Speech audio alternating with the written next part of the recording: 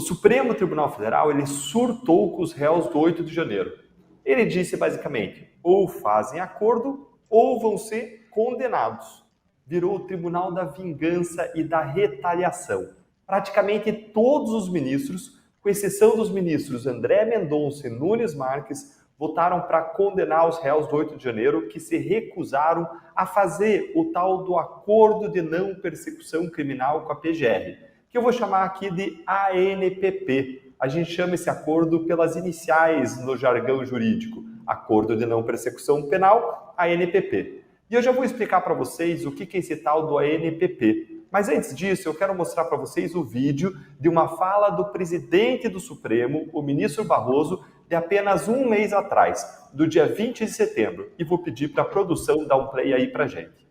O acordo de não persecução penal, como destacado pelo ministro André, pelo ministro Alexandre, é uma importantíssima inovação que diminui as pressões sobre o sistema de execução penal e sobre o sistema prisional.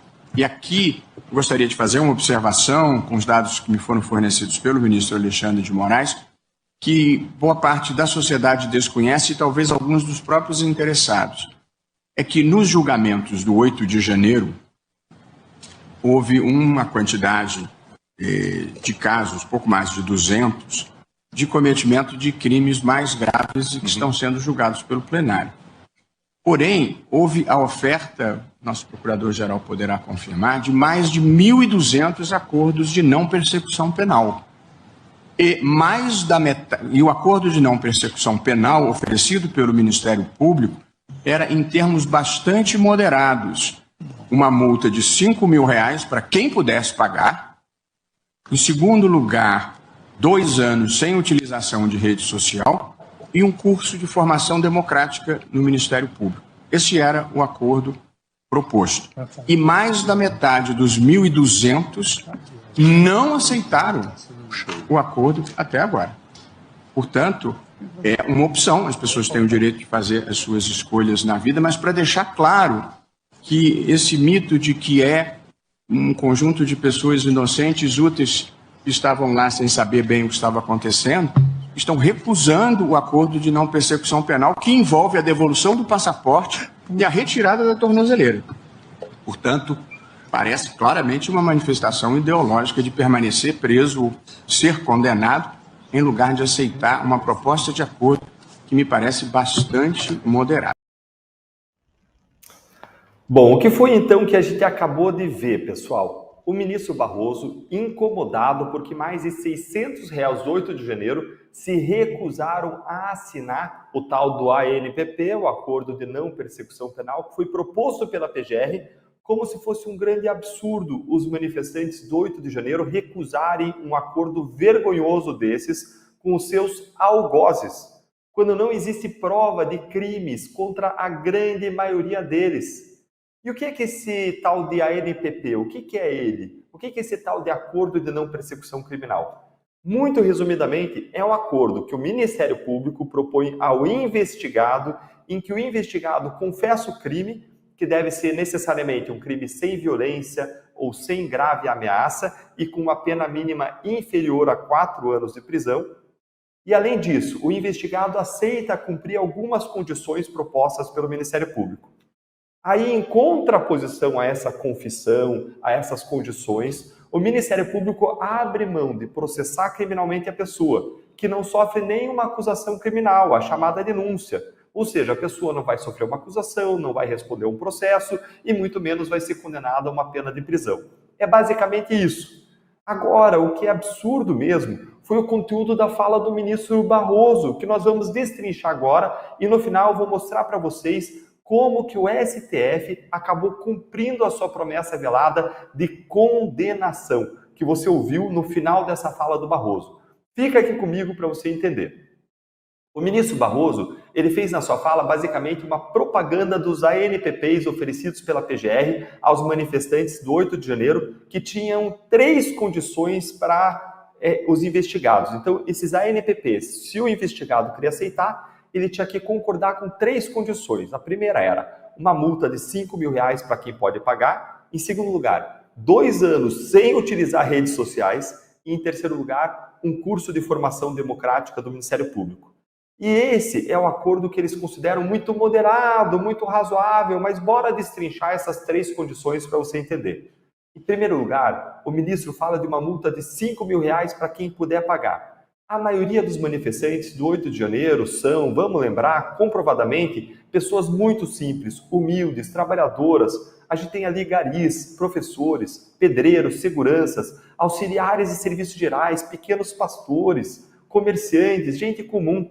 Lembrem, tinha até morador de rua, que ficou mais de 11 meses preso sem uma prova sequer de que cometeu qualquer crime até ele ser liberado, se reconhecendo que houve um erro judicial contra ele. Então, R$5.000 para essas pessoas é muito dinheiro.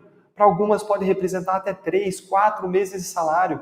E aí o mais interessante vem quando o ministro do Barroso diz, ele diz, para quem puder pagar. Sabe quem que podia pagar, ministro Barroso?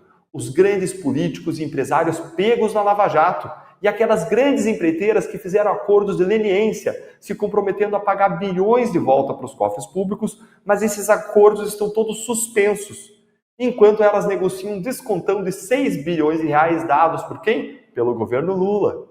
Esses sim podiam pagar. E é muito curioso como os ministros do Supremo fazem questão de que os investigados 8 de janeiro paguem essas multinhas de R$5.000 dos ANPPs, mas não fazem questão que a Odebrecht pague a multa dela de 8 bilhões de reais que o Toffoli suspendeu. Não fazem questão que a JF pague a multa dela de 10 bilhões que o Toffoli suspendeu.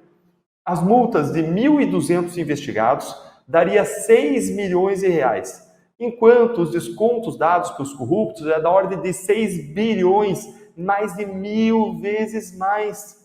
Então, ver os ministros do Supremo indignados com os réus do 8 de janeiro por causa disso é um escárnio, é uma chacota com os brasileiros de bem que pagam os seus impostos.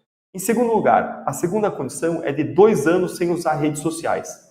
Eu não consigo entender essa pena de nenhuma outra maneira, a não ser como uma forma de humilhar os réus do 8 de janeiro. Como se eles dissessem, olha só, vocês se tornaram de direita, ou atuaram como direita por causa das redes sociais, por meio das redes sociais, e por isso a gente vai tirar de vocês. Ou ainda, vocês são extrema direita, e vocês são perigosos nas redes sociais. Como assim? Os eventuais crimes, se foram praticados, não foram praticados por meio das redes sociais. É uma mega restrição da liberdade de expressão dessas pessoas e do direito de informação delas. É a única razão que eu consigo pensar para essa punição. Lembre que os ministros do Supremo, eles veem, enxergam as redes sociais como tóxicas, culpadas por todo tipo de discurso de ódio, de desinformação, quando muitas vezes o que eles chamam de desinformação é simplesmente a visão de que eles discordam. São opiniões divergentes que deveriam ser naturais no jogo democrático. Por último, a cereja do bolo. A terceira condição do ANPP foi o curso de formação democrática do Ministério Público. O que para mim é a parte mais arrepiante disso tudo, porque lembra um campo de reeducação forçada. Um lugar para onde o STF vai mandar os réus do 8 de janeiro para serem reeducados, sofrerem uma lavagem cerebral. Sabe o que a PGR está ensinando nesse curso? Eu vou listar para vocês aqui o que uma das alunas desse curso relatou para a revista OS em uma reportagem recente. Ela disse, Hitler foi um ditador de direita e esse espectro político é um dos responsáveis pelo Holocausto. O STF é o poder moderador. As Forças Armadas são submissas ao Supremo Tribunal Federal. A urna eletrônica é segura e a lisura no processo eleitoral. O curso ainda ensina sobre o conceito de golpe militar, relembra a ditadura e as suas violações, fala sobre a importância da Comissão da Verdade, sobre crimes contra o Estado Democrático de Direito. Sabe de quem que eles não falam no curso, disse essa aluna? Eles não falam de Cuba, da Venezuela, do Irã, da China, todas as ditaduras amigas do Lula. Não falam das violações à Constituição realizadas pelo Supremo, porque os seus ministros são os primeiros a precisar de reeducação com base na Constituição. E aí, gente, o que o ministro Barroso diz lá no final? Ele diz que quem está recusando esse acordo razoável, moderado, segundo ele, parece claramente uma manifestação ideológica de, disse ele, permanecer preso e ser condenado. Como assim? Quer dizer, então, que as condenações de todos esses réus já são uma certeza? Quer dizer, então, que eles não têm direito à defesa? Que eles não têm direito a um julgamento justo? que nada que eles façam pode levar à absolvição. Afinal de contas, é uma manifestação para eles serem condenados, ideológica. Quer dizer que todos eles vão ser condenados de qualquer forma, mesmo sem provas da conduta deles de forma individualizada e de que eles realmente cometeram crimes? É uma subversão completa da lógica do processo penal. Agora, com essa notícia de que quem recusou o acordo foi condenado pelos ministros sem provas individualizadas do que eles fizeram, a fala de um mês atrás do ministro Barroso ganhou um sentido muito claro. Não era uma ameaça, era uma promessa. Ou vocês aceitam esse acordo, ou vocês vão ser condenados. Essa foi a mensagem. Dá para dizer que isso é justiça? Dá para dizer que existe justiça nesse país? Ninguém mais tem dúvida de que não. Conta aqui nos comentários. Você concorda que o Supremo já condenou previamente os réus do 8 de janeiro?